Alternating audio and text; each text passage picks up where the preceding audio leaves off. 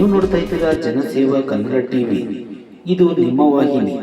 K R ಪೇಟೆ ಕೇಂದ್ರ ಮತ್ತು ರಾಜ್ಯ ಸರ್ಕಾರಗಳ ಸಹಭಾಗಿತ್ವದ ಜಲಜೀವನ್ ಮಿಷನ್ ಯೋಜನೆಯಡಿ ತಾಲೂಕಿನ ಗ್ರಾಮೀಣ ಭಾಗದ ಮನೆ ಮನೆಗೂ ನಲ್ಲಿ ಸಂಪರ್ಕದ ಮೂಲಕ ಶುದ್ಧ ಕುಡಿಯುವ ನೀರು ಪೂರೈಸುವ ಸಲುವಾಗಿ ಚಾಲನೆ ನೀಡಿದ್ದೇವೆ. ಈ ಯೋಜನೆಯನ್ನು ಪ್ರತಿಯೊಬ್ಬರು ಸದುಪಯೋಗ ಪಡಿಸಿಕೊಳ್ಳಬೇಕು ಎಂದು ಶಾಸಕರಾದ ಎಚ್.ಟಿ. ಮಂಜೂರವರು ಹೇಳಿದರು.